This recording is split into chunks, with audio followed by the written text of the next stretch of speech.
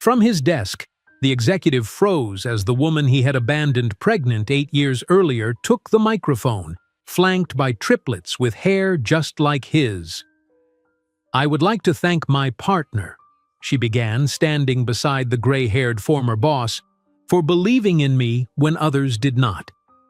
What he didn't know was that this award night would not only expose his betrayal, but also crown the family he had thrown away and destroy the career he had built on lies. But before we dive into the full story, let me know where you're watching from and what time it is.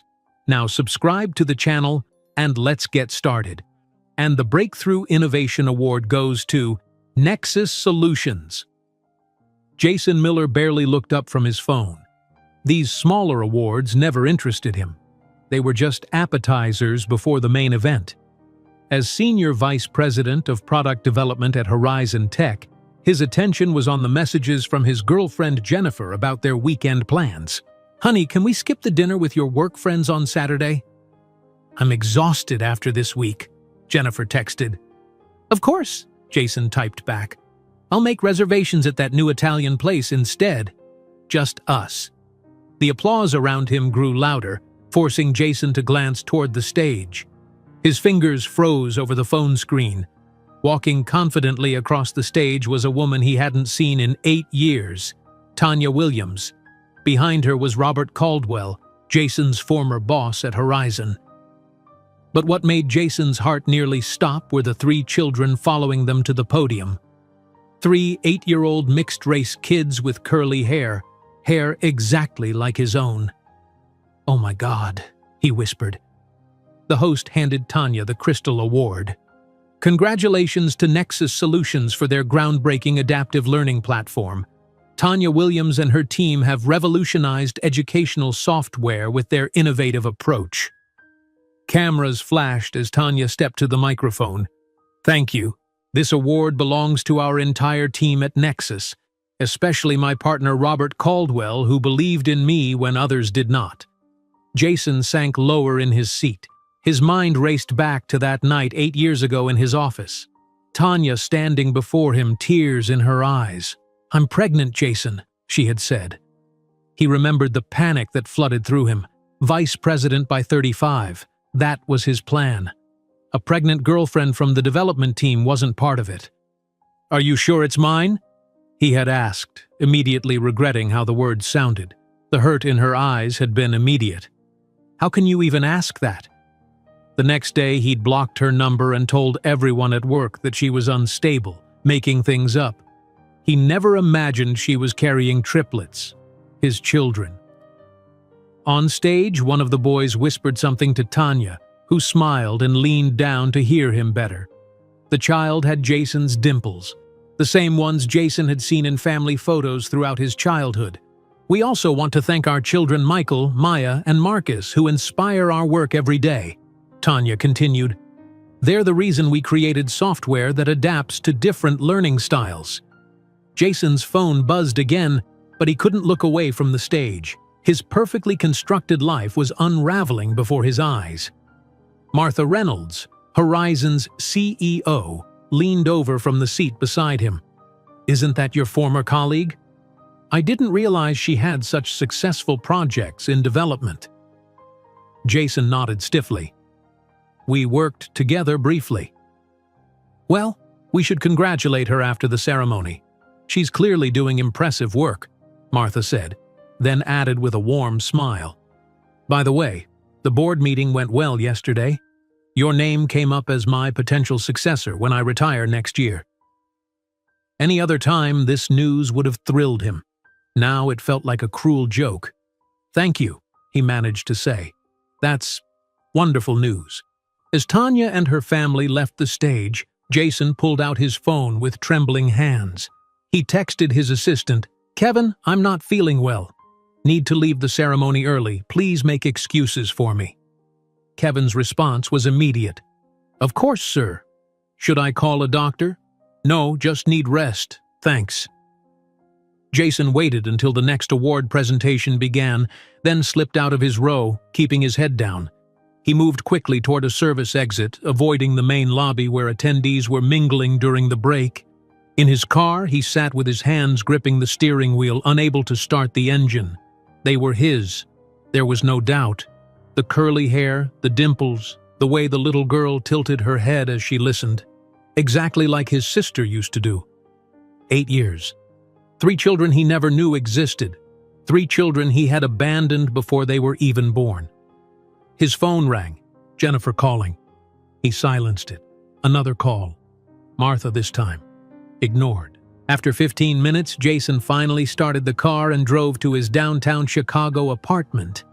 Once inside, he poured himself 3 fingers of whiskey and drank it in one swallow, then poured another. He opened his laptop and searched for Tanya Williams Nexus Solutions. Dozens of results appeared.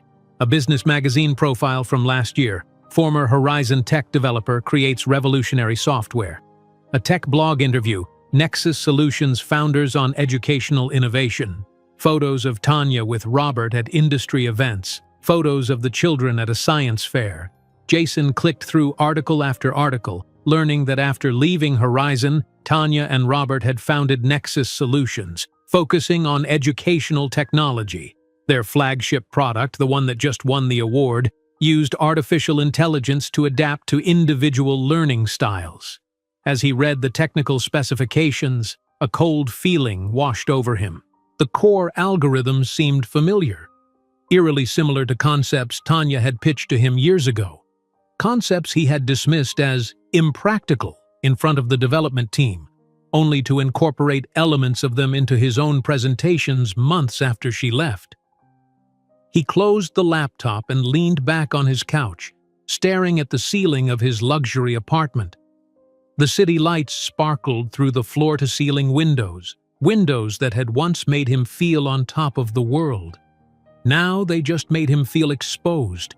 His phone buzzed with a text message from an unknown number. With shaking fingers, Jason opened it. "We need to talk. The children deserve to know their father, even if he never wanted to know them." Jason dropped the phone like it had burned him. How had she gotten his new number? What did she want? Money? Recognition? Revenge? He picked up the phone again and read the message 3 more times. The truth hit him with crushing weight. He was a father. Had been for 8 years. 3 young lives had been growing, learning, feeling, experiencing the world, his own flesh and blood, and he had missed it all. Another text came through from Jennifer. "Is everything okay? You left so suddenly." He couldn't answer. Nothing was okay. Nothing would ever be okay again. Jason walked to his bedroom window and looked down at Chicago spreading out before him. 28 floors up, his perfect life had seemed untouchable.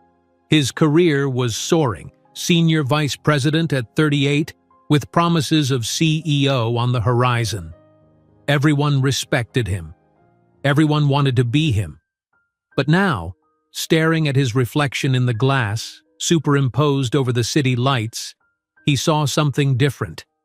A man who had built success by running away from responsibility. A man who had left a pregnant woman to face parenthood alone rather than risk his precious career plan.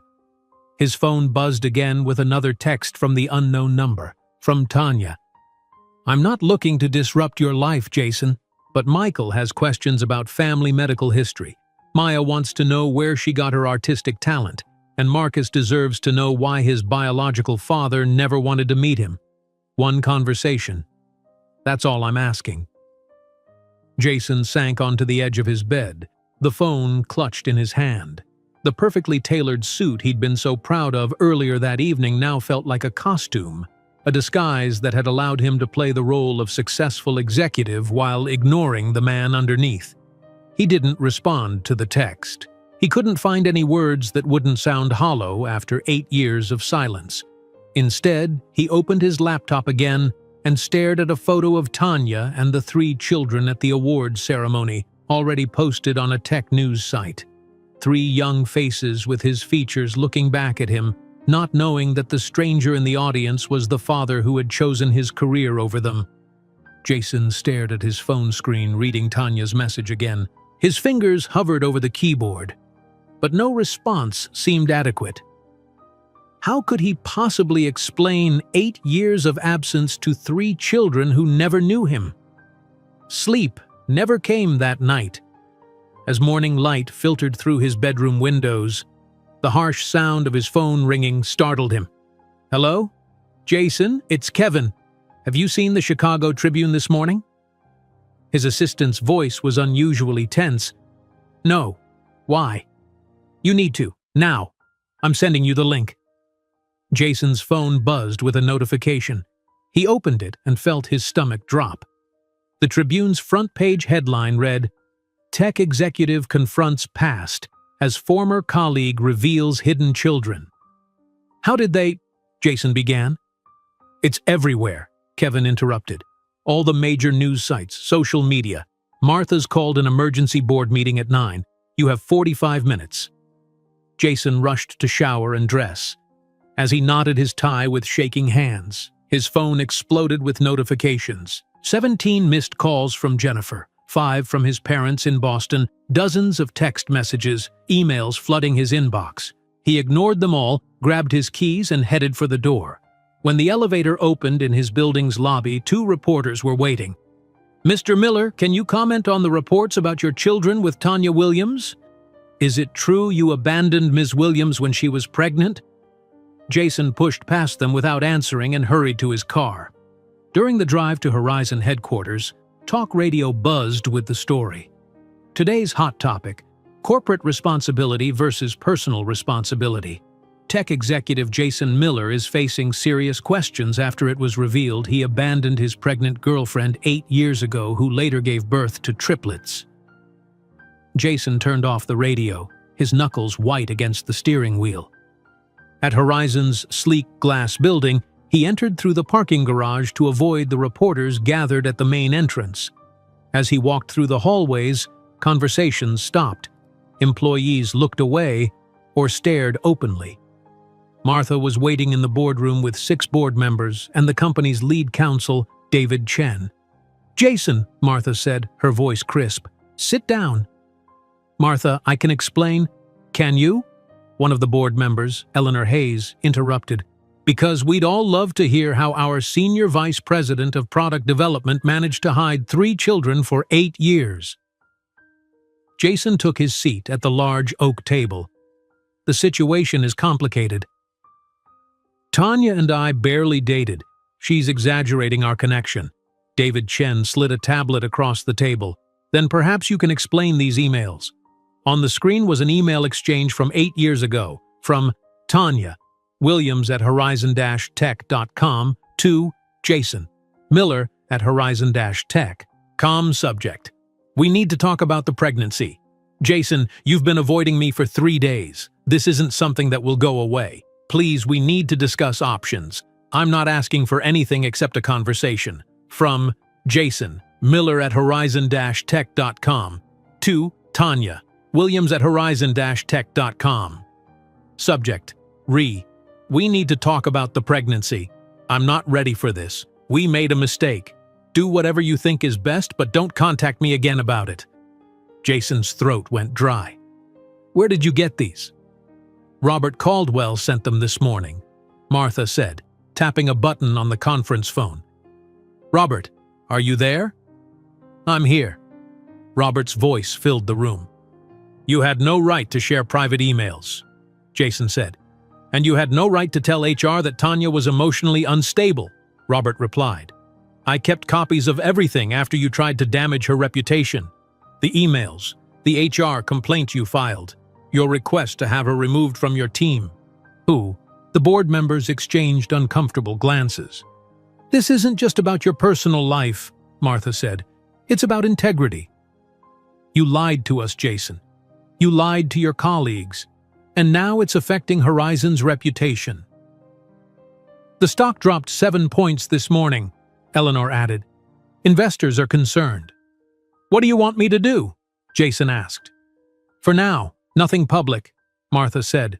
"Our PR team is drafting a statement saying this is a personal matter, but internally, you're on thin ice." After the meeting, Jason retreated to his office where Kevin was waiting.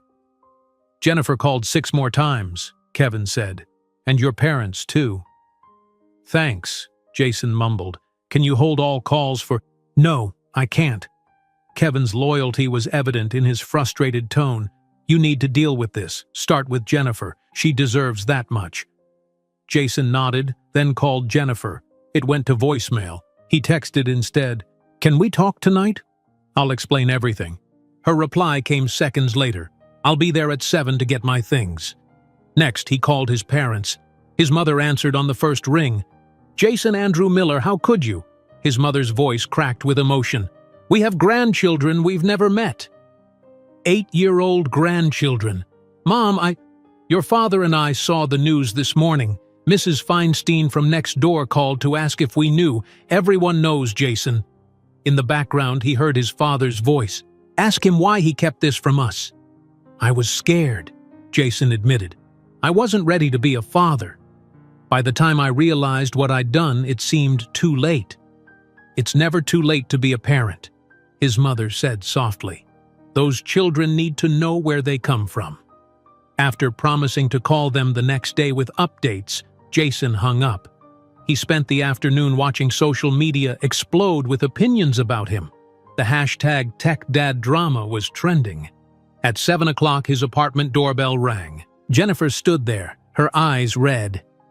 "Jenny, please, let me explain." She pushed past him to the bedroom and began packing her overnight bag. 3 years together, she said as she collected her toiletries from the bathroom. 3 years, and you never once mentioned you had children. "I didn't know they were triplets," he said weakly. Jennifer stopped and stared at him. "That's your defense? You thought you abandoned only one child instead of 3? She pulled open his nightstand drawer and found a photo he'd kept hidden. Him and Tanya at a company party years ago. "You kept her picture," Jennifer said. "Did you ever really forget her?" "It's not like that," Jason protested. "Then what is it like, Jason? Because from where I'm standing, you ran away from responsibility 8 years ago, and you've been running ever since." She zipped her bag closed. "I wanted a family with you someday. I never imagined you already had one you were hiding from." After Jennifer left, Jason walked to a bar 3 blocks from his apartment. He sat alone in a corner booth, nursing a whiskey while the bartender turned up the volume on the evening news. In business news, tech company Horizon Technologies faced sharp stock declines today following revelations about Senior Vice President Jason Miller. 2 men at the bar looked at their phones, then at the TV. "That's the deadbeat tech exec, right?" one said to the other. "The one who abandoned his kids?" "Yeah, guys like that never face consequences. Too rich, too connected." Jason paid his bill and left. Outside his building, 3 reporters were waiting. He pushed through them, ignoring their questions. In his apartment, he found an email that made his heart stop. From Michael Simmons at baxterlaw.com. Subject: Paternity confirmation and legal obligations. Dear Mr. Miller, I represent Tanya Williams regarding the paternity of Michael Maya and Marcus Williams, born on April 17, 8 years ago. Ms. Williams requests DNA testing to officially establish paternity, though the physical resemblance is notably evident. Should paternity be confirmed, we will address the matter of 8 years of unpaid child support and future financial obligations. While Ms. Williams has not previously pursued these claims, recent events have prompted a re-evaluation of what is in the children's best interest. Please contact my office to arrange testing and discuss next steps. Sincerely, Michael Simmons, attorney at Law Baxter and Associates. Jason set his phone down and walked to his bathroom. Looking in the mirror, he barely recognized himself. His perfect life had unraveled in less than 24 hours. His phone buzzed with a text from Kevin. "Are you okay? Do you need anything?" At least one person still cared enough to check on him. He typed back, "I'll be fine. Thanks for asking." But as he stared at his reflection, the gravity of 8 years of missed child support and future obligations began to sink in. And beyond the financial implications were 3 children who had grown up without him, 3 lives he knew nothing about. His phone buzzed again with a notification from Horizon's internal messaging system. Meeting request. Martha Reynolds. Topic: Inconsistencies in product development timeline. Tomorrow, 9 a.m. Jason's stomach tightened. The situation was getting worse. Martha wasn't just concerned about his personal scandal. She was looking into his work history, the very work that had built his career, some of which overlapped with ideas Tanya had once proposed. He sat on the edge of his bathtub, head in his hands, wondering how many more pieces of his carefully constructed life would crumble before this was over. Jason hardly slept that night. Martha's meeting request about inconsistencies in product development timeline kept repeating in his mind. By morning, his anxiety had morphed into a full-blown headache. He arrived at Horizon's legal department 45 minutes before his meeting with Martha. The company's head attorney, Sandra Ellis, greeted him with a firm handshake. "Jason, we need to discuss the paternity situation before you see Martha." 3 other lawyers sat around the conference table, their expressions serious. "Is this really necessary?" Jason asked, loosening his tie. "It's a personal matter." Sandra opened a folder. "When it makes national news, it becomes a company matter. Now, regarding paternity, I haven't taken any test yet," Jason interrupted. "Let's be practical," said Sandra. "Those children have your hair, your dimples, your jawline. The photos are all over the internet. Legal paternity will be easy to establish." A younger attorney spoke up. "What we're concerned about is the financial impact. 8 years of missed child support could amount to hundreds of thousands of dollars, depending on the court's calculation of your income during that period." Jason's mouth went dry. "Hundreds of thousands?" Sandra nodded. "Plus potential penalties. And there's the public relations aspect. We need to know if you plan to fight this or accept responsibility." "I don't know yet," Jason admitted. "Well, figure it out quickly," Sandra advised. "Martha's concerned about how this reflects on Horizon. I suggest you visit Dr. Friedman in HR. This situation clearly requires some processing." 2 hours later, Jason sat uncomfortably in Dr. Lisa Friedman's office. The corporate psychologist had a calm presence that somehow made Jason more anxious. "I don't usually do therapy," he said, glancing at his watch. "This isn't therapy," Dr. Friedman replied. "It's a wellness check for a valued executive experiencing a crisis." "I'm not in crisis," Jason said automatically. Dr. Friedman raised an eyebrow. "You discovered you have 3 8-year-old children you've never met. Your personal life is headline news. Your girlfriend left you. Your professional reputation is at risk. If that's not a crisis, I'm not sure what qualifies." Jason stared out the window. "What do you want me to say?" "Let's start with why you left Tanya when she told you she was pregnant." Jason was quiet for a long time. "I was 30 years old. I had a 5-year plan to make vice president. A pregnant girlfriend from the development team wasn't part of that plan." "Many successful people have children," Dr. Friedman noted. "My father was successful," Jason said, surprised by his own words. "He was a partner at his law firm by 35. Tell me about him." Jason shifted in his seat. "He worked. That's what I remember most. He worked, and we waited for him to come home, which he rarely did before we were asleep." "Did you want to be that kind of father?" Dr. Friedman asked. "I didn't want to be a father at all," Jason said, then corrected himself. "I mean, not then. Not with everything I was trying to accomplish." Dr. Friedman leaned forward. "Jason, what were you afraid would happen if you became a father?" The question hit him harder than he expected. "I'd fail," he said quietly. "Either at being a father or at my career. Probably both." After the session, Jason returned to his office to find Kevin waiting. "Your 1 o'clock meeting was canceled," Kevin said. "The client saw the news." "Great," Jason muttered. "That's just great." "There's something else," Kevin added hesitantly. "Alex from the development team was asking about Tanya Williams. He said her software uses implementation methods similar to your framework from the Carson project." Jason felt a chill. "What did you tell him?" "That he should focus on his own projects. But he seemed really interested in the similarities." After Kevin left, Jason locked his office door and searched through his old files. He found Tanya's original proposal from 8 years ago, the one he had dismissed in front of the entire development team. Too resource-intensive, he had told her. The adaptive learning concept is interesting but impractical. 6 months later, after Tanya had left, Jason had incorporated key elements of her adaptive algorithm into his own presentation. Not the entire concept, just enough to enhance his framework without raising suspicion. That framework became the foundation for Horizon's most profitable product line. Jason closed the files and put his head in his hands.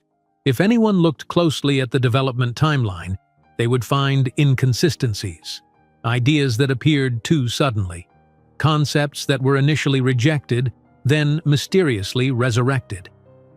His desk phone rang. It was his mother. "I sent you a letter," she said without greeting. "Express mail. It should arrive today." "Mom, I'm dealing with a lot right now. This is important, Jason. Your father and I have been talking. We want to meet our grandchildren." "It's complicated," Jason sighed. "There's legal stuff and Tanya might not." "Tanya sounds like a remarkable woman who raised 3 children without their father," his mother interrupted. "The least we can do is acknowledge our grandchildren." When Jason arrived home that evening, the express package was waiting. Inside was a handwritten letter from his mother and a small photo album. The first page showed Jason as a child, maybe 7 or 8 years old, with unruly curly hair and dimples when he smiled. He looked exactly like the Triplets. There were other photos. Jason playing baseball at the beach, receiving an award at school. His mother's letter was direct. "These are for your children. They deserve to know where they come from. We've booked flights to Chicago for next month. We want to meet them, with or without you. Love, Mom." Jason set down the photos and opened his laptop. He searched for Lincoln Park Elementary School, Chicago, and found their website. Under Student Showcase, he saw a science fair photo, and there was Maya Williams, proudly displaying a project about solar energy. In another photo, Marcus appeared with a soccer team. Michael was listed as a math competition finalist. His children had lives, full, real lives, without him. Jason got in his car and drove to Lincoln Park. Using the address from the lawyer's email, he found a modest 2-story home on a quiet street. He parked across the road and waited.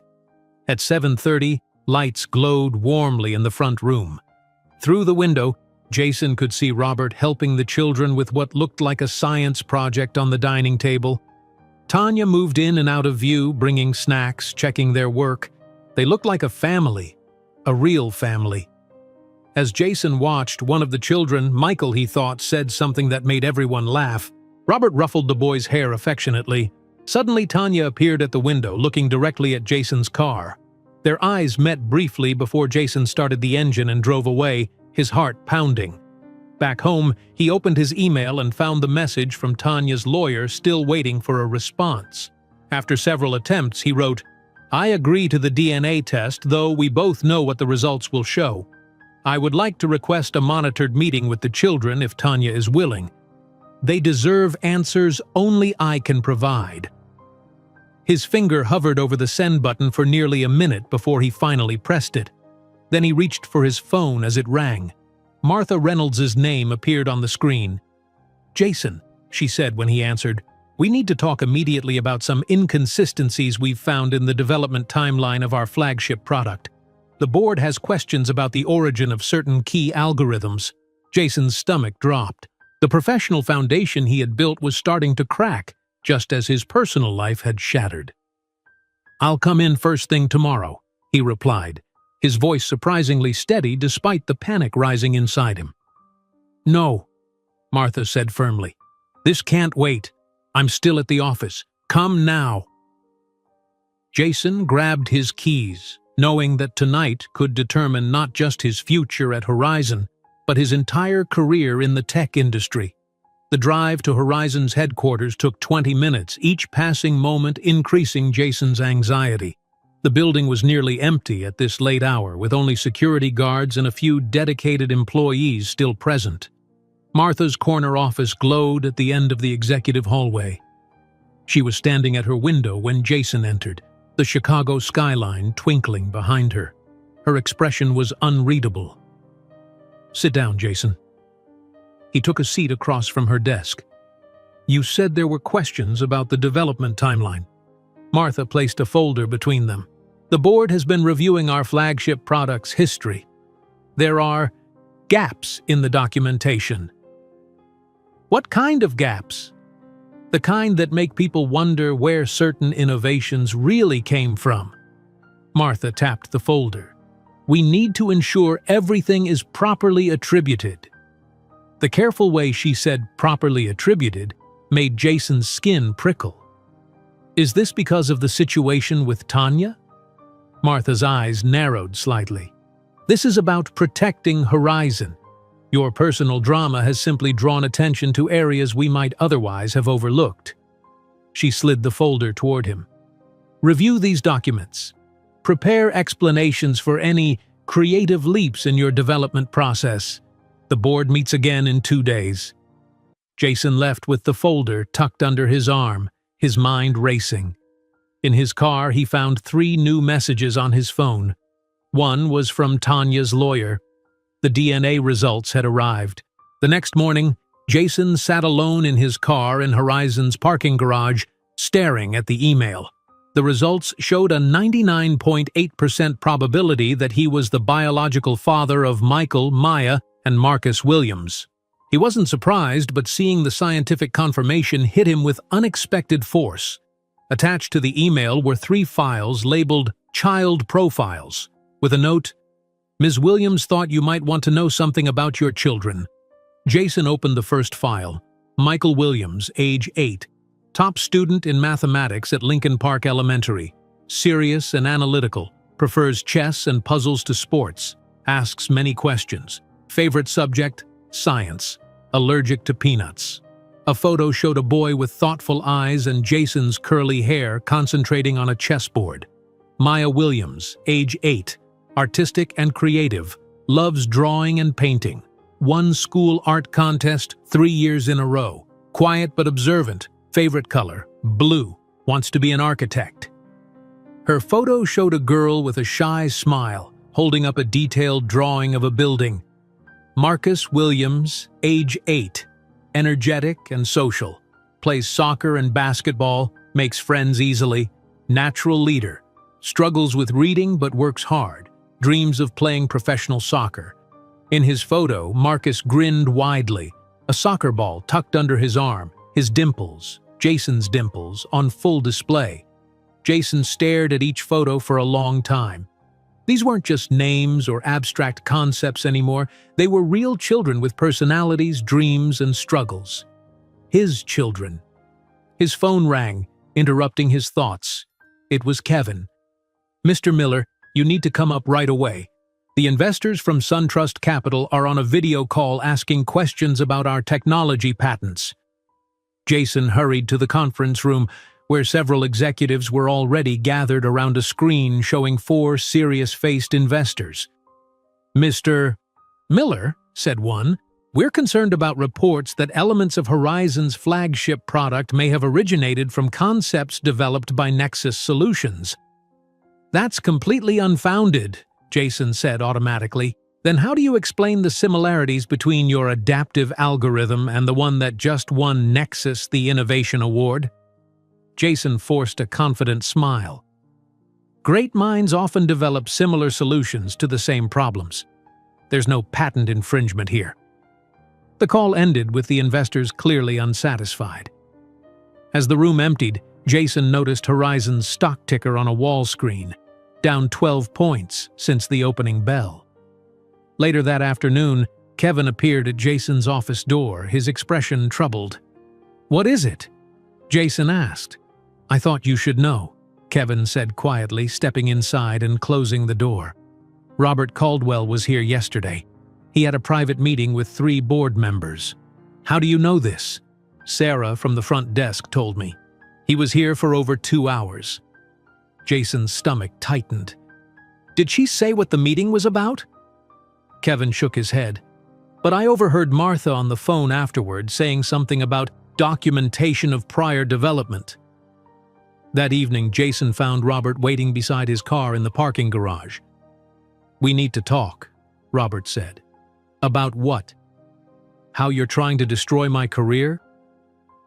Robert's expression remained calm. This isn't personal, Jason. It's about giving credit where it's due. So you're meeting with my board behind my back?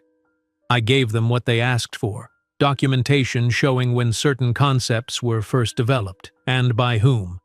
Robert pulled a folder from his briefcase. This isn't just about the children anymore. This is about years of taking credit for someone else's brilliance. He handed the folder to Jason. Inside were copies of Tanya's original proposals, dated and time-stamped, with Jason's dismissive comments, followed by Jason's own presentations 6 months later, using strikingly similar concepts. She kept records of everything, Robert said. All the ideas you dismissed publicly, then quietly incorporated into your work after she left. Jason's face grew hot. You can't prove we already have. Robert's voice hardened. Tanya never wanted to pursue this. She moved on, built something new. But when the triplets saw you at that ceremony, they started asking questions. Questions that deserve honest answers. As Robert walked away, Jason's phone rang. It was his mother. Jason, your father and I have booked flights to Chicago. We arrive Thursday. Mom, this isn't a good time. We're coming to meet our grandchildren, she said firmly. Whether you arrange it or we have to do it ourselves. Dad agrees with this plan? Jason was surprised. His father rarely involved himself in family matters. It was his idea, his mother replied. He said, family is family, son. It's time you learned that. The next morning, during a presentation to Horizon's marketing team, Jason's words suddenly stuck in his throat. His heartbeat accelerated, his palms grew sweaty, and the room seemed to spin. He loosened his tie, struggling to breathe. Mr. Miller, are you okay? Someone asked. He wasn't. The room was closing in on him. He mumbled an excuse and stumbled out, finding his way to a bathroom where he splashed cold water on his face. Dr. Friedman found him there 20 minutes later. Kevin called me, she explained, leading Jason to her office. What you experienced was a panic attack. I don't panic, Jason insisted. Everyone has limits, she said, making notes. You're exhibiting classic symptoms of acute anxiety disorder, the body's response to extreme stress. She wrote something on a prescription pad. This will help manage the symptoms. Jason refused the prescription. I don't need medication. This isn't about weakness, Jason. It's about brain chemistry. I just need to fix this situation, he said, standing up. Get everything back under control. That night, alone in his apartment, Jason researched Tanya's career trajectory after leaving Horizon. The first 2 years had been difficult. Small consulting jobs, rejected funding applications. Then Robert had left Horizon to join her startup. Together, they had gradually built Nexus Solutions into an industry leader. One article included a photo of Robert's ex-wife, Diane, with a caption noting their divorce had happened shortly after he'd made the career-altering decision to help raise another man's children. Jason stared at an old photo he'd found of himself with Tanya at a company holiday party. They were both smiling, standing close together. He barely recognized himself in that photo. Younger, yes, but also less guarded. Happier, somehow. His phone buzzed with a text message from Martha. The board has called an emergency session for tomorrow morning. They've been contacted by Nexus Solutions legal team regarding patent infringements. Jason set his phone down, the weight of everything crashing down around him. The professional reputation he'd built over a decade was crumbling, along with the personal life he'd carefully constructed. And somewhere across town, 3 children who shared his DNA were going about their lives, unaware that their biological father's world was falling apart. Jason barely slept that night after receiving Martha's text. By 6:30 in the morning, he was already dressed and reviewing the documents Robert had given him. The evidence was clear. Tanya had developed key concepts that later appeared in Horizon's products, with only minor modifications made by Jason. At 8:45, Jason entered the boardroom. 10 people sat around the large table, 7 board members, Martha, and 2 lawyers from Nexus Solutions. "Let's begin," said Eleanor Hayes, the board chair. "We've received a formal notice from Nexus Solutions regarding potential patent infringements." One of the Nexus lawyers placed a document on the table. "Our client has evidence that proprietary algorithms developed by Tanya Williams were incorporated into Horizon's flagship product without permission or attribution." "These are serious allegations," Eleanor said, turning to Jason. "As the head of product development, we need your explanation." Jason cleared his throat. "The similarities are coincidental. Many companies develop parallel technologies when working in the same space." "Coincidental?" The lawyer slid another document forward. "These are Ms. Williams' original notes, dated and witnessed, and here are your presentation slides from 6 months later." Board members examined the papers, their expressions growing darker. "Perhaps," Jason suggested, feeling desperate, "Tanya might have borrowed concepts from our early development meetings. She could have taken my ideas, not the other way around." The room fell silent. Martha, who had been quiet until now, tapped her fingers on the table. "That's not what happened," she said calmly, "and we all know it." Jason turned to her, confused. "The truth is," Martha continued, addressing the board, "I was aware that Jason incorporated elements of Tanya's work into our products. I encouraged it." Shocked murmurs filled the room. "You knew?" Eleanor asked. Martha nodded. "Sometimes business requires difficult decisions. Tanya's ideas were valuable, but she lacked the experience to develop them properly. The company benefited from Jason's adaptations." Jason stared at Martha, stunned by her admission. She wasn't defending him. She was positioning him as the primary wrongdoer while admitting just enough culpability to seem honest. "So you're saying Horizon knowingly stole intellectual property?" one board member asked. "I'm saying we made a strategic decision to develop concepts that might otherwise have languished," Martha replied smoothly. "Jason handled the implementation details." Every eye turned to Jason. He realized with sudden clarity that he was being set up as the scapegoat. Martha was sacrificing him to protect herself and the company. Without another word, Jason stood and walked out, ignoring the calls to return. At 2 o'clock that afternoon, Jason met his parents at the Lakeside Hotel. His mother rushed forward to hug him while his father stood back, his expression unreadable. "You look terrible," his mother said, touching his face. "Have you been sleeping?" "Not much," Jason admitted. In their hotel room, Jason's mother fussed over him while his father stood by the window looking out at Lake Michigan. "The board meeting went badly," Jason said finally. "I'm probably going to lose my job." "Because of the children?" his mother asked. "That and other things." Jason's voice cracked. "I did something wrong, Mom. Years ago. I took Tanya's ideas after telling everyone they were worthless. I built my career on her work." To his surprise, his father turned from the window. "Tell us everything, son." And Jason did. For the first time, he told the complete truth about dismissing Tanya's pregnancy, about stealing her concepts, about the years of pretending none of it had happened. When he finished, he was crying, something he hadn't done since childhood. His father, normally so distant and critical, sat beside him. "I made many mistakes raising you," he said quietly. "I taught you that success was the only thing that mattered. I was wrong. Dad, I missed your baseball games, your graduation, so many important moments, all for what? Partner at a law firm?" His father shook his head. "Don't make my mistakes, son. Some things, once lost, can never be recovered." Later that evening, Jason received a text from Tanya. "We've agreed to a meeting tomorrow at 4 p.m. Lincoln Park Community Center, room 12. The children have been told you are their biological father. They have questions." Jason spent the next morning selecting gifts for each child. For Michael, he found an advanced mathematical puzzle set. For Maya, professional grade drawing supplies. For Marcus, a soccer ball signed by Chicago Fire players.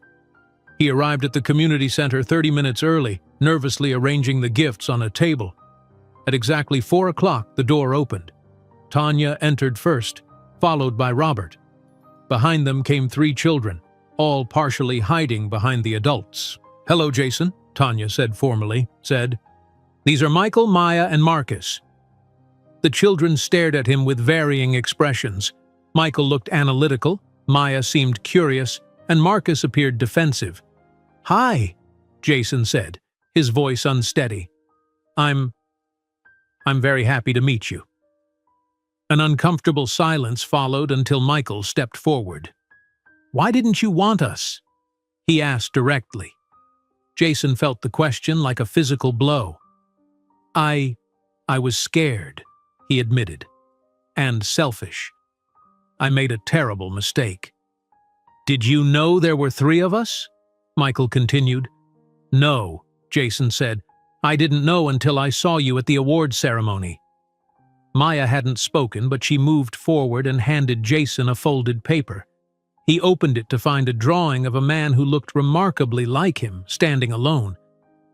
"I drew what I thought you might look like," she said softly, "before I saw you on the internet." "It's beautiful," Jason said, genuinely moved. "You're very talented." Marcus remained beside Robert, saying nothing, his arms crossed. "I brought some things for you," Jason said, gesturing to the table, "if that's okay." The children looked to Tanya, who nodded. They approached the gifts cautiously. "This is for you, Michael. It's a puzzle set that uses math principles." Michael took it, examining the box carefully. "Thank you." "Maya, these are professional drawing supplies. Artists use these to create real artwork." Maya's eyes widened as she looked at the high-quality materials. "Thank you," she whispered. "And Marcus, this is from the Chicago Fire team." The players signed it. Marcus didn't approach. "Dad already took me to a fire game," he said. "We met the players." The word "dad," directed at Robert, caused a complex mix of emotions in Jason. Jealousy, certainly, but also a strange gratitude that someone had been there for his children. Robert placed a hand on Marcus's shoulder. "It's still a very nice gift, Marcus." The boy reluctantly took the ball, muttering a quiet, "Thanks." The meeting continued awkwardly for almost an hour. Michael asked more questions about genetics and family medical history. Maya showed Jason some of her drawings. Marcus mostly watched in silence. As the meeting came to an end, Robert took the children to get ice cream from the vending machines in the hallway, leaving Jason alone with Tanya. "They're amazing," Jason said. "You've done an incredible job with them." Tanya's expression softened slightly. "They are amazing, and Robert has been their father in every way that matters." "I see that," Jason acknowledged. "I'm grateful he was there for them." "They didn't need a father. They already have one," Tanya said firmly. "What they need is to know where they come from, their history, their biological roots." Jason nodded, understanding the limited role she was offering him. "I'll answer any questions they have," he promised, "and I'll respect the boundaries you set." As he walked to his car after the meeting, Jason felt both emotional exhaustion and an unexpected lightness.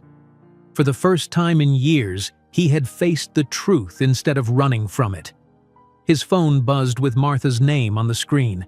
Instead of answering, he pulled over to the side of the road and opened his voice recording app.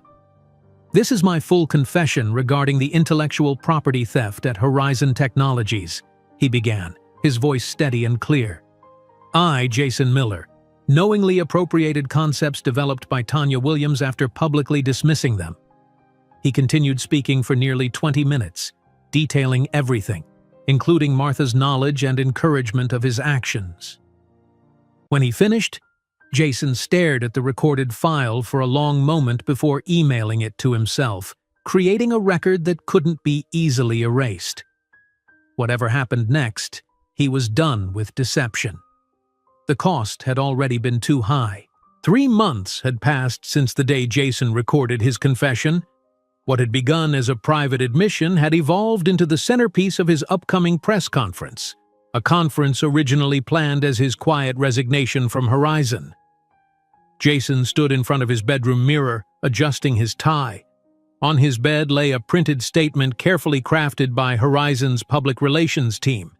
It was 2 pages of corporate language that essentially made Jason the sole villain while protecting Martha and the company's reputation. His phone buzzed with a text from Rachel Porter, the whistleblower attorney he had been secretly meeting with for the past month. "Remember, once you go public, there's no going back." "Are you certain you want to do this?" Jason texted back, "Yes." He had provided Rachel with extensive documentation, emails, presentation files, meeting notes, and most importantly, the recording of Martha admitting she knew about the stolen ideas. The doorbell rang at 9:15 that evening. Jason wasn't expecting anyone. When he opened the door, Robert Caldwell stood in the hallway. "Can I come in?" Robert asked. Jason hesitated, then stepped aside. "How did you find my address?" "I worked at Horizon for 15 years, Robert said. "I still know people." They moved to the living room, the city lights of Chicago visible through the windows. An uncomfortable silence stretched between them. "Why are you here?" Jason finally asked. Robert sighed. "I heard about the press conference tomorrow. I thought you should understand exactly what you're up against. I think I know what I'm doing." "Do you?" Robert raised an eyebrow. "Because I was once like you, Jason, choosing advancement over integrity until I saw what it cost others." Jason poured 2 glasses of water, handing one to Robert. "What do you mean?"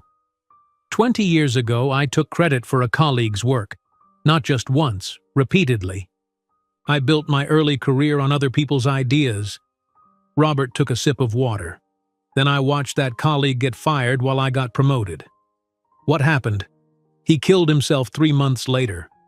Jason sat down heavily. "I didn't know." "No one did. The company covered it up, made it look like an unrelated tragedy." Robert set his glass down. "I carried that guilt for years. Then I met Tanya. Brilliant, struggling, abandoned. Helping her rebuild her career was my redemption." "So this is personal for you?" "Yes," Robert admitted. "But not in the way you think. This isn't about revenge. It's about finally doing the right thing, no matter the cost."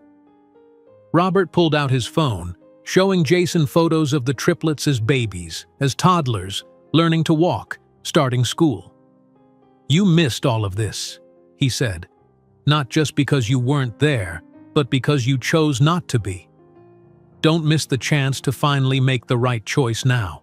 After Robert left, Jason spent the night reviewing the PR statement, his confession recording, and the documents he had provided to Rachel. By morning, his decision was clear. The press conference was scheduled for 10 o'clock at Horizon's headquarters. Dozens of reporters filled the room, cameras set up in the back. Jason sat at a table with Martha and 3 board members behind him, all wearing solemn expressions. Eleanor Hayes approached the podium first. "Good morning. We've called this press conference to address recent concerns about intellectual property at Horizon Technologies. Our Senior Vice President of Product Development, Jason Miller, has prepared a statement." Jason walked to the podium, the prepared statement in his hands. He looked out at the sea of reporters, then back at Martha, whose expression was a mixture of expectation and warning. "Thank you for coming today," Jason began, reading from the paper. "I want to address the allegations regarding Horizon's flagship products and their development." He paused, looking up from the script. The room was silent, waiting. "I was instructed to read a statement, taking full responsibility for any improprieties, while absolving Horizon's leadership of any knowledge." Jason set the paper aside. "But I cannot continue this pattern of deception." Martha shifted forward in her seat, eyes widening. 8 years ago, I dismissed innovative concepts presented by Tanya Williams, a talented developer on my team. After she left the company, I incorporated those same concepts into what became Horizon's most profitable product line. Reporters began typing furiously. This wasn't a coincidence or parallel development. It was theft of intellectual property, and I wasn't alone in this decision. Jason pulled out his phone, connected it to the podium's audio system, and played the recording of Martha's voice. I was aware that Jason incorporated elements of Tanya's work into our products. I encouraged it. Sometimes business requires difficult decisions. The room erupted in chaos. Cameras flashed, reporters shouted questions, and behind Jason, board members turned to stare at Martha in shock. "I take full responsibility for my actions," Jason continued once the noise died down. But Horizon Technologies, under Martha Reynolds' leadership, knowingly built its success on stolen innovations. The truth deserves to be known. Security guards approached the podium, but Eleanor waved them away, her face pale with anger and surprise. Jason stepped back from the microphone as the room exploded with questions. Backstage, Martha grabbed Jason's arm, her fingers digging into his sleeve. "You've just committed career suicide," she hissed. "Maybe," Jason replied, pulling free of her grip, "but for the first time in years, I can actually look at myself in the mirror." He walked out the service entrance where Kevin waited with his car. "That was either the bravest or the stupidest thing I've ever seen," Kevin said, opening the door. "Probably both," Jason admitted. That evening, Jason met his parents for dinner before their flight back to Boston. His father, normally reserved, clasped his shoulder firmly. "I watched the press conference online," he said. "I'm proud of you for the first time in years."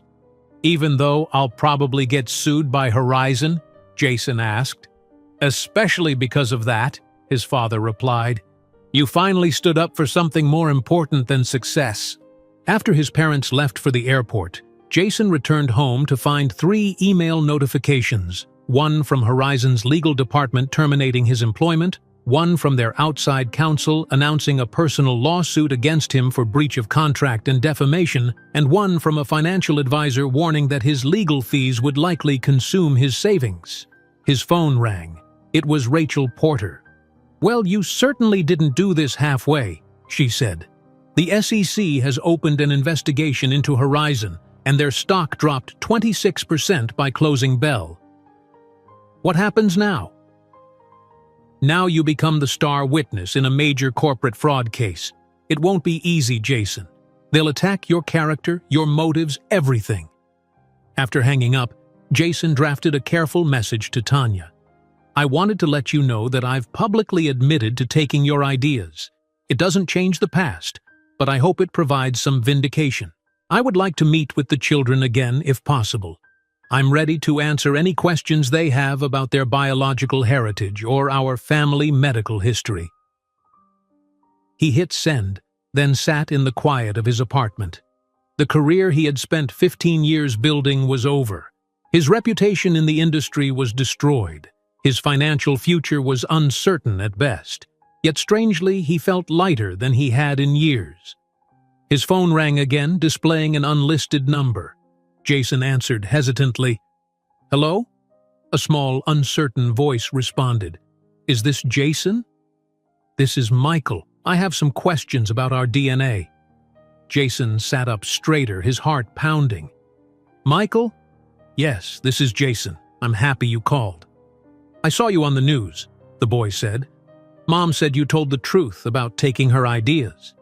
"Yes, I did." "Did you do it because of us?" Michael asked. "Because you met us?" Jason considered the question carefully. "Partly," he admitted. "Meeting you and your siblings made me realize I needed to stop hiding from my mistakes. But I also did it because it was right." There was a pause, then Michael's voice again. "I'm doing a science project about genetics. Mom said maybe you could help me understand some things about our DNA, like why Maya and I have curly hair but Marcus doesn't." "I'd be happy to help," Jason said, his voice thick with emotion. "I know a lot about our family's genetic history." "Okay," Michael said. "Mom says I can talk to you for 15 more minutes tonight. Is that okay?" "That's perfect," Jason replied, reaching for a pen and paper. "Let's start with your questions." The 15 minutes Jason spent explaining genetics to Michael stretched into 25, ending only when Tanya gently took the phone from her son. "He needs to finish his homework," she said, her voice less hostile than it had been in their previous interactions. "But thank you for helping him." That call marked the beginning of a new chapter in Jason's life, one that would unfold over the months that followed. 6 months after the scandal broke, Jason unlocked the door to his new apartment in Chicago's Wicker Park neighborhood. The space was modest, 1 bedroom plus a small office, nothing like his former luxury downtown condo. Boxes still sat half unpacked in corners, even though he'd moved in 3 months ago. He set down his grocery bags and checked his bank account on his phone. The legal fees from his ongoing battles with Horizon had already consumed more than half of his savings. 6 more months, he muttered to himself, calculating how long he could survive without income. His phone calendar reminded him of his weekly therapy appointment with Dr. Friedman.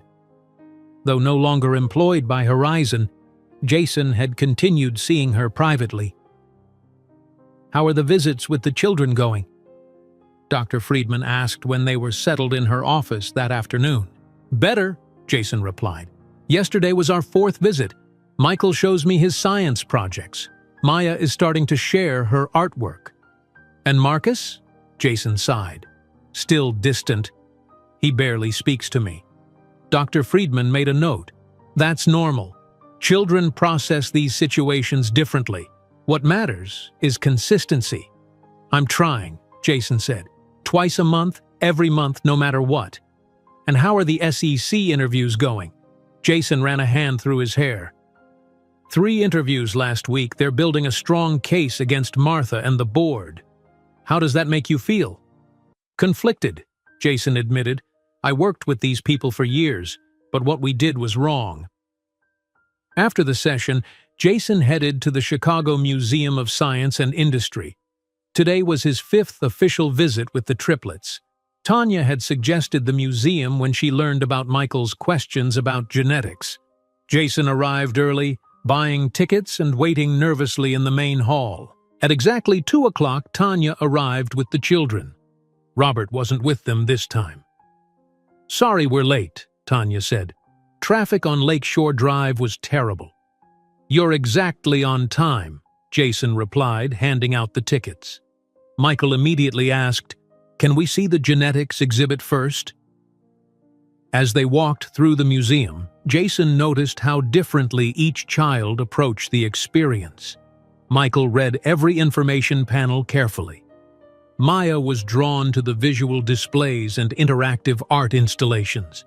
Marcus raced ahead, wanting to touch and experiment with everything. "They're so different," Jason commented quietly to Tanya as they watched the children at an interactive display. "They have been since birth," she replied. 3 completely different personalities from day 1. At the genetics exhibit, Michael called Jason over to help him understand a display about inherited traits. "See, this explains why Maya and I have curly hair, but Marcus doesn't," Michael said excitedly. "It's about dominant and recessive genes." While Michael and Jason discussed genetics, Maya sat quietly sketching in her notebook. When Jason glanced over, she was drawing the DNA double helix display with remarkable accuracy. "That's amazing, Maya," Jason said. "You've captured all the details." She offered a small smile, the first real one she'd given him. The breakthrough with Marcus came unexpectedly. At an engineering station, Marcus struggled to complete an electrical circuit that would power a small model. "I can't make it work," he said in frustration. Jason knelt beside him. "May I help?" Marcus hesitated, then nodded. Together, they rearranged the wires until the model lit up. Marcus's face brightened with accomplishment. "We did it!" he exclaimed, momentarily forgetting his guard. "You did most of it," Jason said. "I just helped a little." After the museum, they stopped for ice cream. As the children enjoyed their treats, Tanya pulled Jason aside. "They're asking about you more," she said, "especially after they see you on the news with the Horizon case." "Is that good or bad?" Jason asked. It's progress, Tanya replied carefully. Just keep showing up. That's what matters to them. The following week, Jason sat across from a hiring manager at a tech company in the Loop. The interview had gone well until recognition dawned on the man's face. "Wait, you're that Jason Miller from the Horizon scandal?" "Yes," Jason admitted. "I believe in transparency about my past." The man's expression cooled. "I appreciate your honesty, but we can't risk the association. I'm sorry." This scene repeated itself 4 more times over the next 2 weeks. Jason's technical skills impressed every interviewer, but his name had become toxic in the industry. Eventually, he began consulting for small startups under a friend's company name. The pay was far less than he was accustomed to, but it kept him busy and slowed the drain on his savings. One rainy afternoon, Jason sat in a coffee shop near Northwestern University, waiting to meet with a potential client. When the door opened, a familiar face appeared. Kevin, his former assistant. "Kevin?" Jason stood in surprise. "I thought that might be you," Kevin said with a smile, approaching the table. "Mind if I join you?" As they caught up, Jason learned that Kevin now worked at TechEd Solutions, an educational technology company. "They're doing amazing work," Kevin said enthusiastically, "creating software that adapts to different learning styles for K-12 education." Jason nodded, remembering that this was exactly the kind of work Tanya had wanted to do at Horizon. "Actually," Kevin continued, lowering his voice, "they need someone with your expertise. Their development team is struggling with scale." "Kevin, no company wants to hire me now." "I mentioned you to my boss," Kevin admitted. "She knows your story, including the whistleblowing part. She's willing to meet you if you're honest about everything." Hope flickered in Jason for the first time in months. "Where are they based?" "That's the thing," Kevin replied. "The headquarters is in Seattle. You'd have to relocate." Seattle, over 2,000 miles from Chicago, from the Triplets. "I don't know if I can move that far," Jason said. "I've just started building a relationship with my children." "Just meet with her," Kevin urged. "She's in Chicago next week." That evening, Jason received a text from Tanya asking if they could meet to discuss the children's upcoming school event. They arranged to meet at a cafe the following day. "Michael has a regional math competition next Friday," Tanya explained when they met. "He asked if you would come." "Of course," Jason said immediately. "I'd be honored." Tanya nodded, then added, "Maya's art will be displayed at the school showcase the week after, and Marcus has a soccer tournament at the end of the month." Jason wrote down all the dates, then hesitated before saying, "I've been offered a potential job opportunity, but it's in Seattle." Tanya's expression was unreadable. "You're considering moving across the country?" "I don't know," Jason admitted. "I've just started to know them. I don't want to leave now." To his surprise, Tanya didn't immediately object. Instead, she considered his words carefully. "Your relationship with them shouldn't be defined by geography but by consistency," she said finally. "They need to know you'll be there, even if there sometimes means a video call." "You wouldn't mind?" "I mind many things about our situation, Jason," Tanya said honestly. "But the children are beginning to expect you in their lives. If you take this job, you need to prove you can still be present from a distance." As they finished their coffee, Tanya added, "Robert moved to Chicago to help me raise them, leaving his life in Boston behind. That choice defined who he became to them. Your choices now will define who you become in their lives." The next afternoon, Jason sat in a small park, watching families play. His phone buzzed with a message from Michael, sending a photo of his science project. Jason smiled and was about to reply when he noticed someone watching him from across the street. Martha Reynolds stood there, elegant in a dark suit despite no longer having a company to run. She smiled coldly before turning and walking away, leaving Jason with an uneasy feeling. What was Martha doing in his neighborhood? The SEC investigation was proceeding against her, with Jason as a key witness. Her presence felt deliberate, a reminder that his journey to redemption still faced obstacles. Jason looked back at Michael's message and the photo of a science project about inherited traits. Despite Martha's unsettling appearance, he focused on responding to his son, determined not to let anything threaten the fragile foundation he was building. Jason couldn't shake the unease of seeing Martha watching him. She hadn't approached him, hadn't said a word, but her presence felt like a warning. Still, he tried to focus on the positive. Michael had reached out to share his science project. 2 days later, Jason's phone rang. It was Rachel Porter, his whistleblower attorney. "Jason, the SEC investigation is moving forward," she said. "They've scheduled your formal testimony for next Thursday at 10 in the morning. That's good news, right?" Jason asked. "Yes, but there's more. They've officially indicted Martha Reynolds for securities fraud. Your testimony will be crucial evidence against her." Jason sat down heavily on his couch. "What does that mean for me?" "It means you'll be the star witness in a high-profile case. The prosecutor will walk you through everything, but be prepared for Martha's defense team to attack your credibility." After hanging up, Jason opened his laptop to prepare for his upcoming interview with TechEd Solutions. Kevin had arranged it for tomorrow afternoon. As he reviewed the company's website, an email notification appeared. The sender was anonymous. The subject line, "Think about your choices."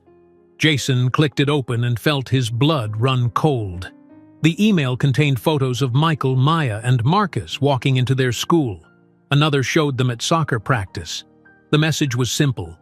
Children are so vulnerable. Testimony can be forgotten.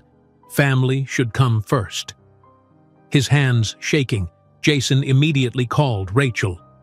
"Someone's threatening my children," he said, forwarding her the email. "This has to be Martha." "I'm calling the FBI right now," Rachel replied. "Then call Tanya immediately." 20 minutes later, Jason was in his car driving to Tanya's house. The FBI had instructed them to meet in person rather than discuss details over the phone. When he arrived, 2 agents were already there. Tanya opened the door, her face tight with worry. "The children are upstairs doing homework. They don't know anything yet." In the living room, the FBI agents examined the email on Jason's laptop. "This is clearly witness intimidation," said Agent Wilson, a serious woman with short gray hair. "We'll need to set up security measures for the children until after your testimony." "How did they get photos of my kids?" Tanya asked, her voice strained. "We'll trace the email," Agent Wilson assured her. "In the meantime, we recommend changing their routines. Different routes to school, no soccer practice this week." After the agents left with promises to station unmarked cars near both Jason's apartment and Tanya's home, Jason and Tanya sat in her kitchen. Robert had gone upstairs to check on the children. "I'm so sorry," Jason said. "This is my fault." Tanya stared into her cup of tea. "You know what's strange? This is the first time I've felt we're on the same side since before the children were born." "We are on the same side," Jason said. "Their safety is all that matters." Tanya was quiet for a moment. "Those first years were so hard, Jason. Harder than you can imagine." "Tell me," Jason said softly. "When I found out I was having triplets, I was terrified. I was alone. My career was damaged by the rumors you spread, and suddenly I was responsible for 3 lives." Tanya's eyes grew distant with the memory. "The pregnancy was difficult. I developed preeclampsia in the 7th month. They were born 5 weeks early." "I didn't know," Jason whispered. "How could you?" "You blocked my number."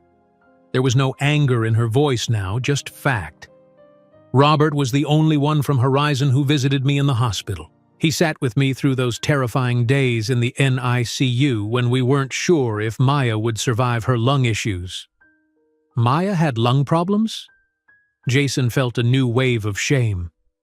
"For the first 3 weeks, Robert brought me food, made sure I slept sometimes. When I had to find a bigger apartment, he helped me move. When I couldn't find work because of my reputation, he connected me with clients." Jason understood now why the children were so attached to Robert. He hadn't just been present, he had been essential. "I hated you for years," Tanya admitted, "but that weight was killing me. Hating you took energy I needed for raising our children." The next day, with FBI agents discreetly watching his apartment building, Jason met with Elaine Foster, the CEO of TechEd Solutions, at a hotel conference room. "Kevin speaks very highly of your technical abilities," Elaine said after they sat down. "But let's address the elephant in the room. You're currently a whistleblower in a major corporate fraud case." "Yes," Jason acknowledged.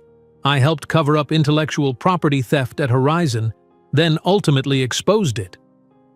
"Why the change of heart?" Jason considered his answer carefully. "I met the children I abandoned 8 years ago. Seeing them forced me to confront who I'd become. I couldn't keep living dishonestly." To his surprise, Elaine nodded approvingly. "That's exactly what I wanted to hear. Most people in your position would have given me a polished answer about ethics and corporate responsibility." "Those matter too," Jason said, "but honestly, I changed because I couldn't face my children knowing I was still the same person who abandoned their mother." Elaine leaned forward. "We need someone with your expertise, Jason. Our adaptive learning platform has scaling issues that match your background perfectly."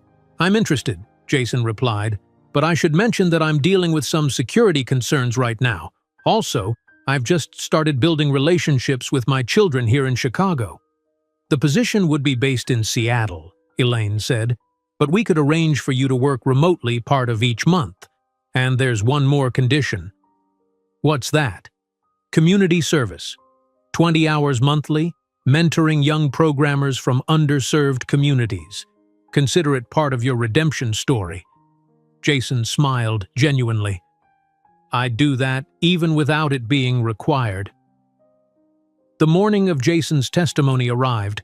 Security had been increased after FBI agents traced the threatening email to an account accessed from Martha's personal assistant's computer.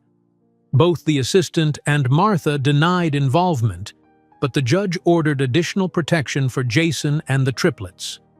The courtroom was packed with reporters and industry observers. Jason sat at the witness stand, looking directly at Martha, who showed no emotion as the prosecutor approached. "Mr. Miller, please describe the intellectual property theft that occurred at Horizon Technologies." Jason spoke clearly, describing how he had dismissed Tanya's innovations publicly, then incorporated them into his own work.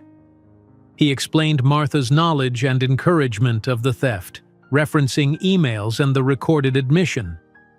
Martha's attorney cross-examined him aggressively. "Isn't it true that you only came forward after your relationship with Ms. Williams' children became public? That this confession was merely damage control?" "I came forward because it was right," Jason replied firmly. "Meeting my children showed me I needed to take responsibility for all my actions, not just abandoning them." After 4 grueling hours, Jason's testimony concluded. Outside the courthouse, reporters shouted questions, but FBI agents escorted him to a waiting car. That evening, exhausted, Jason received a call from an unfamiliar number. "Hello?" he answered cautiously. "Is this Jason?" A boy's voice came through the phone. "This is Marcus." Jason sat up straight. "Marcus?" "Yes, it's me.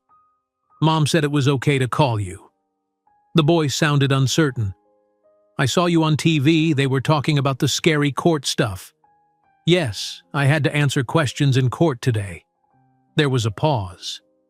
"Did the mean lady try to hurt you? The one who sent the bad email?" "No," Jason assured him quickly. "The FBI made sure everyone was safe." "Good," Marcus said simply. "I told Michael and Maya you'd be okay." "Michael was worried about you." Jason felt a wave of emotion. This was the first time Marcus had initiated contact with him. "Thank you for checking on me. That means a lot." "Mom says I have to go to bed now," Marcus said. "Good night, Jason." "Good night, Marcus." After they hung up, Jason sat looking at his phone, deeply moved by this small but significant breakthrough. His son, the most distant of the triplets, had called to make sure he was okay. The next morning, Jason received a message from Elaine Foster offering him the position at TechEd Solutions with the remote work arrangement they had discussed. It was a fresh start, a chance to rebuild his career while maintaining his relationships with his children. As he prepared to accept the offer, his phone rang again. It was Kevin. "Have you heard the news?" Kevin asked excitedly. TechEd just secured a major contract with the Chicago public school system, and guess who the technology partner is? "Who?" Jason asked. "Nexus Solutions, Tanya and Robert's company. You'll be working directly with them on the implementation." Jason sat down, stunned by this development. He would now be professionally collaborating with both Tanya and Robert, the very people whose ideas he had once stolen. "When's the first meeting?" Jason asked. "Next Tuesday," Kevin replied, "at Nexus headquarters in Chicago." Jason took a deep breath. After everything that had happened, he would soon be face-to-face with Tanya and Robert in a professional setting, as colleagues rather than adversaries. Jason spent the weekend preparing for his first professional meeting with Nexus Solutions. This wasn't just any meeting. It was a chance to work alongside the people whose ideas he had once stolen, now as legitimate collaborators. The irony wasn't lost on him. Tuesday morning arrived with a mix of rain and nervous energy. Jason chose his outfit carefully, professional but not flashy. He wanted to appear competent without seeming like he was trying too hard. When he arrived at the Nexus headquarters in downtown Chicago, the receptionist directed him to the fourth-floor conference room. Kevin was already there, along with Elaine Foster and 2 other TechEd employees. "Perfect timing," Elaine said as Jason entered. "Tanya and her team should be here in 5 minutes." Jason arranged his materials on the table, trying to calm his racing thoughts. When the door opened again, Tanya walked in wearing a professional blue suit, followed by Robert and 3 young programmers. "Good morning," Tanya said, her voice neutral and professional. If she felt any awkwardness about working with Jason, she didn't show it. "Thank you for hosting us," Elaine replied, standing to shake hands. "I believe you already know Jason Miller, our new integration specialist." Tanya nodded. "Yes, we have a history." The meeting proceeded with surprising smoothness. They discussed technical specifications, integration timelines, and implementation strategies for bringing their educational software to Chicago public schools. Jason contributed meaningfully, especially when discussing scaling issues. Near the end of the meeting, Elaine turned to Tanya. "Your adaptive learning framework is truly impressive. The personalization algorithms are unlike anything we've seen." "Thank you," Tanya replied. "It's been my focus for nearly a decade." Jason felt the weight of those words. A decade, including the years when he had dismissed her ideas as impractical. After the meeting concluded and most participants had left, Robert approached Jason in the hallway. "That was a productive session," Robert said, studying Jason's face. "I have to admit, I never thought I'd see the day when you'd put others before yourself." Jason was surprised by Robert's directness. People can change. "Apparently so," Robert agreed. "The question is whether the change is permanent or merely convenient." "It's real," Jason said firmly. "I can't undo what I did, but I can be different going forward." Robert considered this, then nodded slightly. "Your testimony against Martha was brave. That couldn't have been easy." "It wasn't," Jason admitted, "but it was necessary."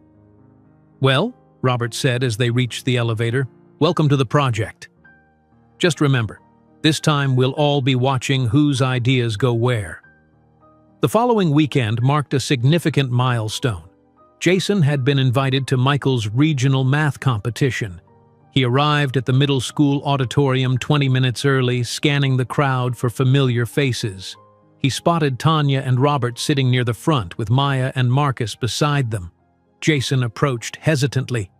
"Is it okay if I join you?" Tanya nodded, moving her purse to make space. Maya gave him a small wave while Marcus studied his video game. "Michael is very nervous," Tanya explained. "He's competing against 8th graders even though he's only in 3rd grade." "That's impressive," Jason said. He gets his mathematical ability from my father, Tanya replied. He was a professor of physics. And from you, Jason added. You were always the best coder at Horizon. The competition began, with Michael and 20 other children solving complex math problems against the clock. When the results were announced, Michael had placed second overall, an extraordinary achievement for someone his age. As Michael received his trophy, he looked out at the audience. His eyes found Robert first, who gave him a thumbs up. Then, to Jason's surprise, Michael looked directly at him with a small smile. Afterward, in the school hallway, Michael proudly showed Jason his trophy. The final question was about probability, Michael explained excitedly. I remembered what you told me about genetic probabilities and applied the same principle. That's brilliant thinking, Jason said, genuinely impressed. Later that week, Jason received news that Martha Reynolds had accepted a plea deal. She would avoid prison time but receive a lifetime ban from corporate leadership positions and pay massive fines. The same day, Horizon Tech announced a settlement with Nexus Solutions, acknowledging the intellectual property theft and agreeing to substantial damages. These legal resolutions marked the end of a painful chapter. With the court cases settled, Jason could focus fully on rebuilding his life and relationships. 2 weeks later, Jason helped Maya prepare for her first art show at her school. He arrived early to help her set up her display. These are really good, Jason said, carefully handling a series of watercolor paintings. Do you like art? Maya asked, arranging her pieces in a specific order. I'm not very artistic myself, Jason admitted, but my mother is. She paints landscapes. Maya looked up with interest. Really? Do you have pictures? Jason pulled out his phone, showing Maya photos of his mother's work. She's been painting for 40 years. Is that where I got it from? Maya asked quietly. My art talent? Probably, Jason said. Talent often runs in families. During the art show, Maya proudly stood beside her display, a series of portraits titled My Father's. The collection included paintings of both Robert and Jason, rendered with surprising emotional depth for a 9-year-old. When a teacher asked about the title, Maya explained simply, "This is my dad who raised me, and this is my dad who made me." Jason felt both touched and heartbroken by her description. He caught Tanya's eye across the room, and she gave him a small, acknowledging nod. The biggest breakthrough came during Marcus's soccer game the following Saturday. Jason sat in the stands several rows away from Tanya and Robert. The game was tied with 5 minutes remaining when Marcus received a pass near the goal. With remarkable skill, Marcus maneuvered past 2 defenders and kicked the ball directly into the net. It was his first goal of the season. The crowd erupted in cheers. What happened next surprised everyone. Marcus looked up at the stands, his eyes finding Robert first, but then immediately searching for and finding Jason. He gave a small wave to both men before being swarmed by his teammates. After the game, Marcus approached Jason, still sweaty from playing. "Did you see my goal?" he asked, his usual guardedness temporarily forgotten. "I did," Jason replied. "It was amazing. The way you got past those defenders. That took real skill." "Dad taught me that move," Marcus said, referring to Robert. Then, more hesitantly, "Did you play soccer when you were a kid?" "I did," Jason said. "I wasn't as good as you, though."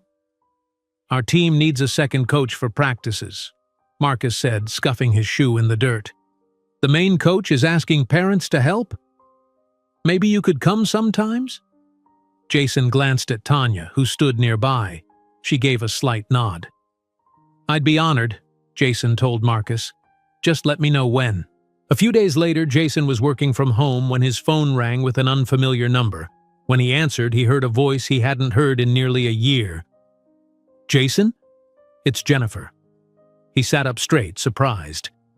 "Jennifer, hi. I've been following your journey," she said. "Through mutual friends, the whistleblowing, the new job, everything." "It's been quite a year," Jason admitted. "You're not the same person I left," Jennifer observed. "I almost didn't recognize you in that newspaper photo with your son at his math competition." They talked for nearly an hour, catching up on each other's lives. Before ending the call, Jennifer suggested carefully, "Maybe we could get coffee sometime. As friends, to start." Jason appreciated her gesture but realized something important. "I'd like that, Jennifer, but I need to focus on my relationship with my children right now. They deserve my full attention." The most significant moment came the following week when Jason received a text from Tanya. "The triplets' 9th birthday is on Saturday. Small party at our house, 2 to 5 p.m. They asked if you would come." This invitation, the first family event he'd been welcomed to attend, felt monumental. Jason arrived with carefully selected gifts: advanced coding software for Michael, professional art supplies for Maya, and premium soccer equipment for Marcus. The party was simple but joyful. Robert grilled hot dogs in the backyard while the children played games with their school friends. Jason observed the beautiful family life Tanya and Robert had built without him, feeling both regret for his absence and gratitude for their parenting. As the party wound down and guests began to leave, Tanya approached Jason as he helped clean up. "They were happy you came," she said, gathering paper plates. "I was happy to be invited," Jason replied. Then, more seriously, "Tanya, I need to tell you something. I'm so sorry for everything I did. Not just abandoning you when you were pregnant, but stealing your ideas, damaging your reputation. There's no excuse." Tanya was quiet for a moment. "You know what my grandmother used to say? The best apology is changed behavior. You've finally started apologizing correctly, Jason." From across the yard, Robert watched them talking, then slowly approached. "The kids are asking about opening their presents from Jason," he said to Tanya. Then, turning to Jason with an unexpected expression of consideration, "We've been discussing your progress with them. The consistent visits, the genuine interest in their lives. It's making a difference." Jason nodded, grateful for the acknowledgement. "We think," Robert continued, glancing at Tanya, "it might be time to discuss adjusting the visitation schedule, giving you more time with them, if that's something you'd want." Jason stood in Robert and Tanya's backyard, momentarily speechless at Robert's suggestion about increased visitation time. "More time with them would mean everything to me," Jason finally said, his voice filled with emotion. "We'll work out the details," Tanya replied. "The children need stability, but they also need to know you." That conversation marked the beginning of a new chapter in all their lives. 1 year after the fateful award ceremony that had shattered Jason's carefully constructed life, he stood in his new apartment in Chicago's Lakeview neighborhood, hanging curtains in the second bedroom. The room was painted in cheerful blue and had 3 separate beds, one for each of the triplets during their overnight visits, which now happened twice monthly. His phone rang. It was his lawyer. "Good news, Jason. The final settlement with Horizon was approved this morning. All legal matters are officially closed." Jason let out a breath he felt like he'd been holding for months. "That's a relief. Horizon paid significant damages to Nexus, restructured their leadership, and the SEC has closed their investigation. You're free and clear." After hanging up, Jason looked around his new home. It was smaller than his old luxury condo downtown, but it was warm and inviting, a place where children could feel comfortable. His phone buzzed with a text from Michael. "Can you help me with my coding project when we stay over tomorrow?" Jason smiled and replied, "Absolutely. I can't wait to see what you're working on." Later that afternoon, Jason sat in a classroom at Southside Community Center, surrounded by 6 teenagers. As part of his community service requirement for tech ed, he mentored young programmers from underserved Chicago neighborhoods. "Mr. Miller, I fixed that bug in my app," said Darnell, a 15-year-old with remarkable coding instincts. "Let me see," Jason said, leaning over to look at the boy's laptop. "That's excellent work. You found a more efficient solution than I would have suggested." "For real?" Darnell's face lit up with pride. "Absolutely. You have serious talent." What had begun as a job requirement had evolved into one of Jason's greatest joys. He often stayed well beyond his required hours, genuinely invested in his students' progress. After the session, Jason drove to his parents' rental apartment in Chicago. They had started visiting the city every 3 months to spend time with their grandchildren. "There he is," his father said warmly as Jason entered. Gone was the emotional distance that had defined their relationship for decades. "How are the kids doing?" his mother asked, setting out dinner. "They're great. Michael is teaching himself advanced programming. Maya just won another art contest, and Marcus asked me to coach his soccer team's practices." "And how is co-parenting with Tanya and Robert?" his father asked. Jason considered the question. "Better than I ever expected. We're not friends exactly, but we're partners in raising the children. We respect each other's roles." The next evening, Jason welcomed the triplets for their overnight visit. They arrived carrying backpacks and sleeping bags, much more comfortable with him than they had been 6 months ago. "I brought my laptop to show you my project," Michael said, immediately setting up at the dining table. "Can I put my new paintings on your refrigerator?" Maya asked. "I'd be honored," Jason replied, handing her some magnets. Marcus explored the apartment, eventually stopping at a shelf with sports trophies. "Are these yours?" "From high school," Jason explained. "Baseball mostly." "I made the all-star team this season," Marcus said with pride. "I know," Jason replied. "I'll be at every game I can." Though the children still called him Jason rather than Dad, their comfort with him had grown steadily. They asked him questions about his childhood, his parents, his life before they knew him. The following Monday, Jason attended a meeting at TechEd's Chicago office. The integration project with Nexus Solutions had been so successful that the companies were discussing an expanded partnership. "The implementation in Chicago public schools has exceeded expectations," Elaine said, displaying charts on the screen. "Student engagement is up 40% in the pilot schools." Jason's scaling solutions were key, Kevin added. The system handled 30,000 simultaneous users without a hitch last week. After the meeting, Tanya approached Jason in the hallway. "Your improvements to our interface design made a big difference. The teachers are much happier with it." "Thanks," Jason said. "I just built on your existing framework." "That's how innovation should work," Tanya replied. "Building on each other's ideas, with proper credit." Their professional relationship had developed a respectful rhythm. They weren't friends, but they were no longer adversaries either. That Thursday, all 3 adults attended a meeting at the triplets' school. Michael had faced bullying from an older student, and they presented a united front to the principal. "We're concerned about how this situation was handled," Tanya began. "Michael reported the bullying twice with no action taken," Robert continued. "As his parents," Jason added, "we need to understand what steps will be taken to ensure this doesn't continue." The principal looked surprised at the 3 adults working together so seamlessly. "I assure you, we take bullying very seriously. We'll address this immediately." Afterward, in the parking lot, Robert nodded approvingly at Jason. "Good job in there. You handled that well." "Thanks," Jason replied. "I've been reading about how to support kids through these situations." "It shows," Robert said simply. As spring arrived, Jason's personal life began to expand beyond work and parenting. Through a hospital fundraiser where he volunteered, he met Alicia Chen, a pediatric nurse with a warm smile and direct manner. "So, you're a father of triplets," she said on their second date. "That must be quite an adjustment after not knowing them for years." "It's been challenging," Jason admitted, "but also the most rewarding thing I've ever done. My brother was adopted at 10, Alicia shared. I watched my parents navigate that relationship. Blended families are complex but beautiful."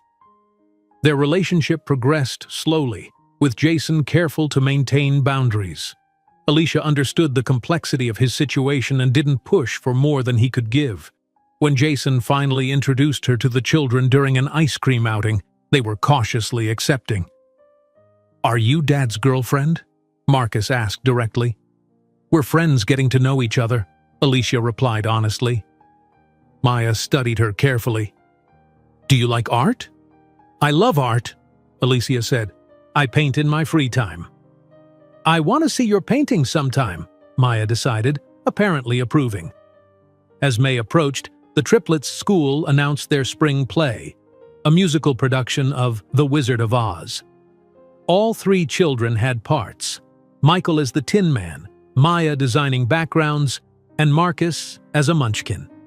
Jason volunteered to help build scenery, working alongside Robert, who handled the lighting design. They spent several Saturday mornings at the school developing a comfortable working relationship. Maya tells me you're seeing someone, Robert said as they painted a backdrop. It's fairly new, Jason replied. Alicia is great with the kids, though. Robert nodded. That's what matters most. Tanya and I dated other people for years before we decided to make things official between us. You and Tanya are together? Jason asked, surprised. Going on 3 years now? Robert confirmed. We kept it quiet at first, wanted to make sure it worked before telling the kids. They were thrilled, though. They'd been hoping for it for years. Jason felt genuinely happy for them. You two make sense together. The night of the school play arrived with excitement. Jason sat several rows behind Tanya and Robert, respecting their space as the primary parents. Alicia sat beside him, warmly squeezing his hand as the curtain rose. The children performed wonderfully. Michael remembered every line, Maya's backgrounds drew applause, and Marcus danced with enthusiasm.